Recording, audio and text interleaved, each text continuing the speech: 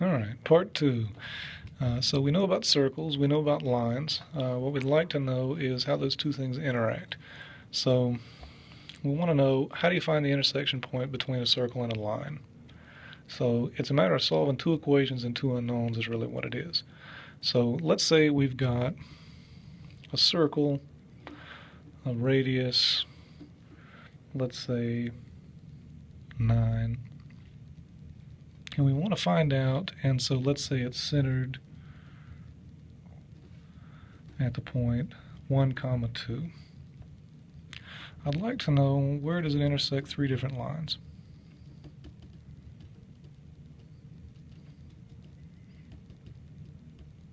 So let's say our first line is y equals 4.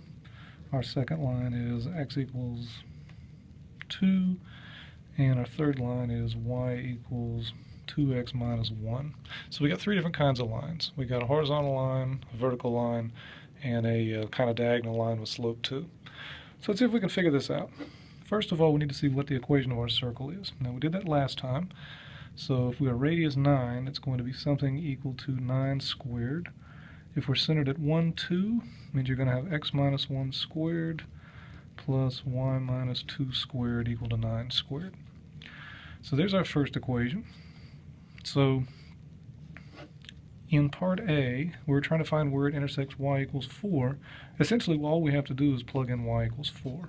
Now, geometrically, let's take a look at why that is. If I'm looking at a circle centered at 1, 2, it's got radius 9, so it's going to go 9 up and 9 down. It's going to have this kind of behavior, right? Probably not drawn to scale. All right, where is y equal to 4? It's going to be up here. So you know your y value is 4 at both of these points, and you know you are on the line y equals 4, and you know you're on this circle. So let's go back and solve our equations. I've got x minus 1 squared plus y minus 2 squared equal to 9 squared. Now if my other equation is y equals 4, that just tells me x minus 1 squared plus 4 minus 2 squared is equal to 9 squared. So don't multiply it out, because it's actually easier to solve the way it is. If you multiply it out, you're going to have to complete the square or something, and you'll get back exactly to this line. So I've got x minus 1 squared equals 9 squared minus, this is 2 squared. So that is 81 minus 4, which should be, I think, 77. So I've got x minus 1 squared equals 77. So x minus 1 will be plus or minus the square root of 77. So x will be 1 plus or minus the square root of 77. Now you notice these points are symmetric about x equal to 1, right? And that's going to be where the x-coordinate of the center of our circle is. So it's saying that if I travel square root of 77 in either direction, that's going to get me to my intersection points. So not too bad so far. Let's try the next one. In part B, we wanted to know where our circle, which was x minus 1 squared plus y minus 2 squared equal to 81, intersected the line x equal to 2. All right, so geometrically, what does that look like? Here's our circle. Looks something like this. We want to know where it intersects x equal to 2, which is going to be somewhere around here. So we're going to get symmetric points again, right? Now you remember the y-coordinate of our center is 2, right? So odds are we're going to get 2 plus something and 2 minus something, because it looks like we're going to have to start from that midline and go the same amount up or down. Let's see if it works out that way. So algebraically, we should be able to plug in x equal to 2. So I've got 2 minus 1 squared plus y minus 2 squared equal to 81. This is just 1, so this says y minus 2 squared is equal to 81 minus 1 squared, which is 80. And so y minus 2 is going to be plus or minus the square root of 80, and so y will be 2 plus or minus the square root of 80. So again, notice we're pretty close to 9 on both sides, right? Square root of 81 would be 9, and we're very close to that, which is what looks like is what's happening on the 2y coordinates. All right, so I guess if you wanted to find your two intersection points, they are what? We decided the first one would be 2 comma 2 plus square root of 80, and the other one would be 2 comma 2 minus square root of 80. All right, so last one, let's see what happens when we've got a diagonal line. It's not quite as pretty, but it's not going to be that bad. So part C, our two equations we've got are x minus 1 squared plus y minus 2 squared equal to 81, and y equals 2x minus 1. Now so far we've just been plugging in numbers for x and y, right? So this case isn't going to be much worse. We're just going to plug in 2x minus 1 wherever there's a y. So I've got x minus 1 squared plus, we can replace that y with 2x minus 1 minus 2 squared, and that's going to be equal to 81. See what I did? I replaced y with 2x minus 1. So let's just collect some like terms and see what we have. This is x minus 1 squared. This is, what, 2x minus 3 squared is equal to 81. So we need to square these out so we can collect like terms. First one expands out into x squared minus 2x plus 1. Second one expands out into, what is that, 4x squared. Twice the product will be minus 6x minus 12x. And then plus 9. So that's all equal to 81. Alright, collect like terms. I've got, looks like 5x squared, adding this 4 and this 1.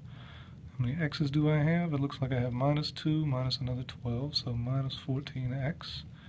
And then I've got plus 10 should be equal to 81. So what kind of equation is this?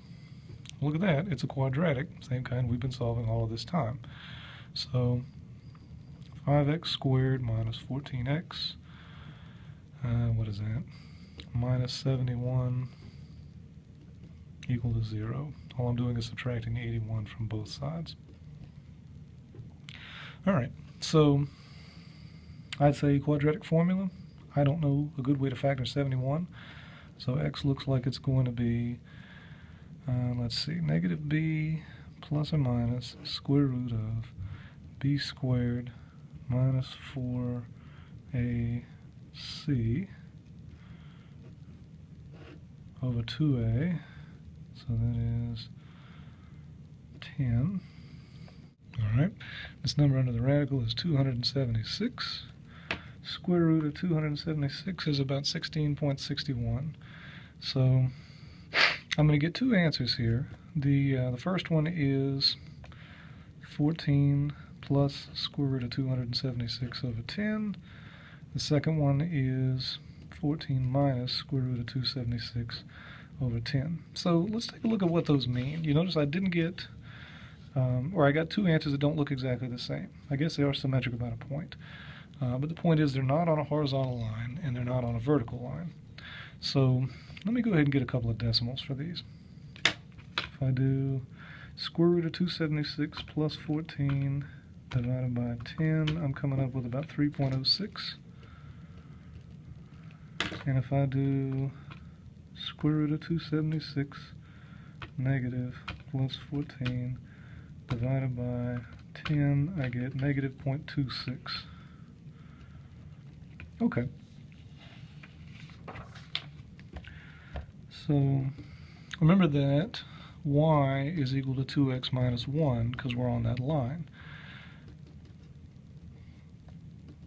So we're either going to get a y value of 2 times 3.06 minus 1, which is 2 times 3.06 minus 1 will give me about 5.12, or I'm going to get 2 times negative 0.26 minus 1,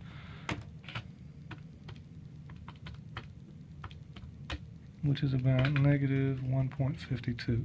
So our 2 points are If x is 3.06, then y is about 5.12. And if x is negative 0.26, then y is about negative 1.52. So let's see if these things make any sense. Now again, let's try and draw an accurate graph here. If I go over 1 and up 2, I'm going to need to go up 9 and down 9. So I've got this kind of a picture. Now y equals 2x minus 1. It's got slope 2. It should come across about like this. Fairly steep slope. So if our x value is about 3, it looks like our y value is a little bit higher than that. Seems to check out. And if our x value is negative 0.26, probably should have been a little steeper in this direction. Our y value is negative 1.52. These are smaller numbers because more of the circle is up on this side of the axis. So geometrically, these two things are making sense.